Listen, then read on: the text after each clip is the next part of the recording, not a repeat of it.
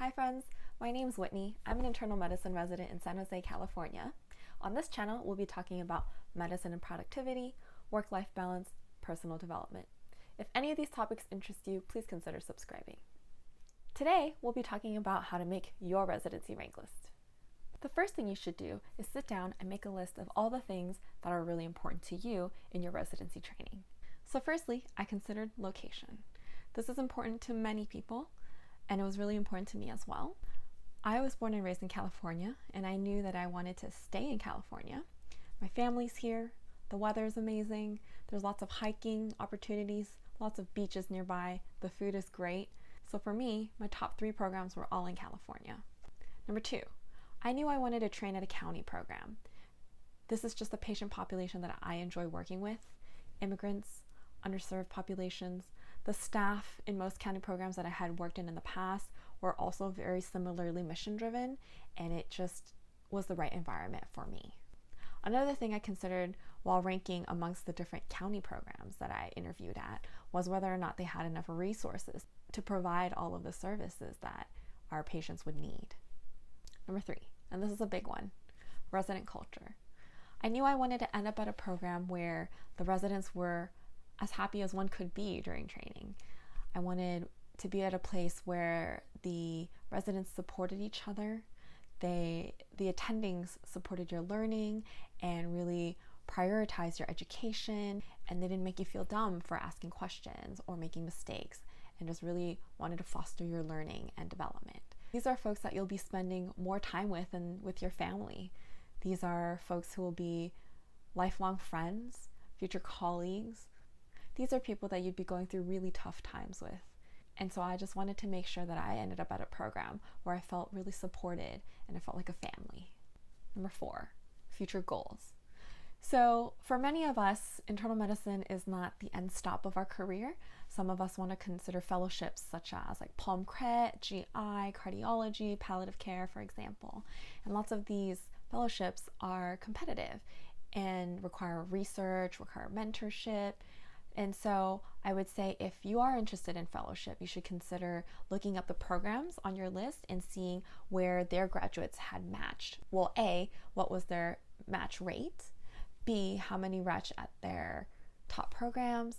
And C, are those programs where they matched programs that you would like to match in? And if they are successful, then that just tells you that, they have those connections, they have the resources to get you where you need to go. Other things that I considered were, for example, I'm interested in social medicine and global health, and our program offered opportunities for me to explore that. Just think about what's important to you, what other interests you have within medicine, and see whether or not these programs have the resources you need to get you where you want to go. Number 5, I knew I wanted to train at a community hospital rather than an academic institution, and that's just because for me research isn't as important, whereas I wanted to be a really strong clinician when I graduated. And at our program, for example, I knew that we trained very strong clinicians who were very skilled in procedures and weren't as consult heavy, for example, whereas at other institutions, the internal medicine team, the primary team, may consult every service and not really be able to make those decisions for themselves. And they would have, for example, procedure teams who would do the paracenteses, the lumbar punctures, and not necessarily train you to feel very comfortable doing them yourselves. And I just thought these were important skills to have when I graduated and started looking for a job. Okay, so now you have a list of all the factors that are important to you. Now you should rank the factors in order of importance. Now, let's grab a piece of paper and a pen and I'll show you how I use this to make my residency rank list.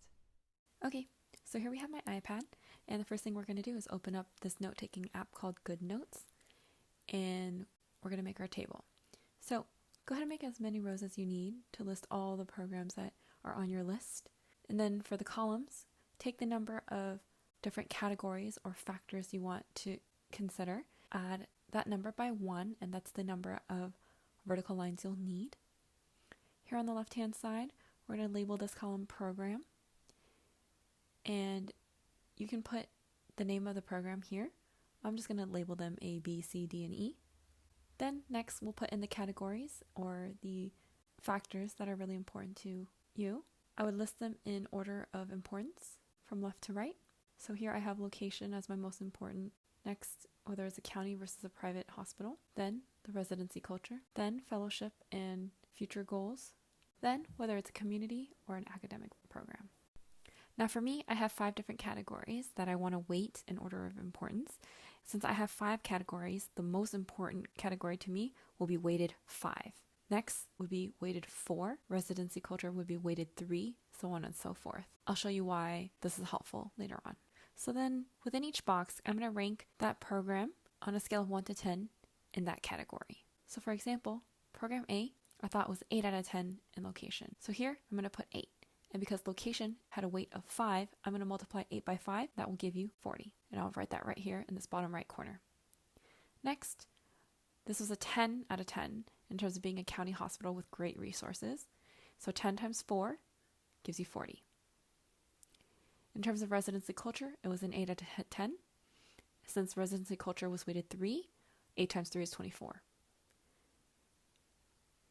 In terms of fellowship, opportunities, and future goals, this was a 7 out of 10. Since that's weighted 2, 7 times 2 gives you 14.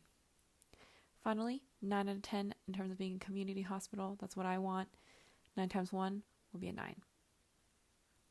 So now I'll go back and add up all of these numbers in the bottom right corner for program A, and that total comes out to 127, and that would be the total for this program.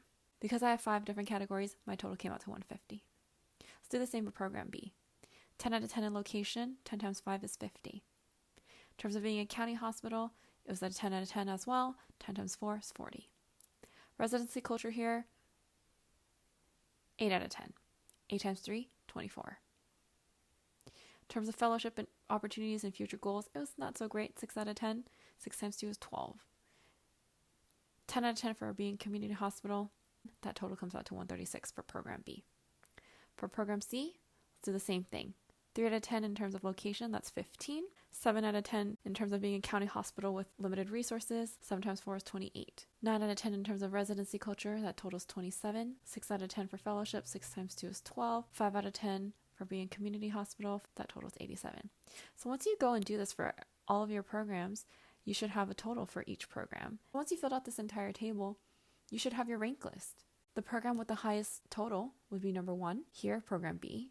The program with the second highest number would be your second choice, and so on and so forth.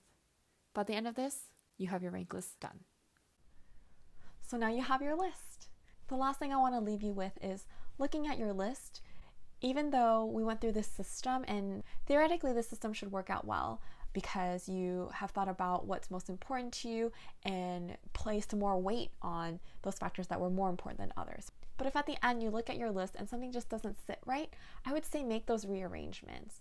You should definitely trust your gut because residency training is hard, and you should end up at a place where you feel most comfortable, that you're going to feel supported and receive the training that you want to get.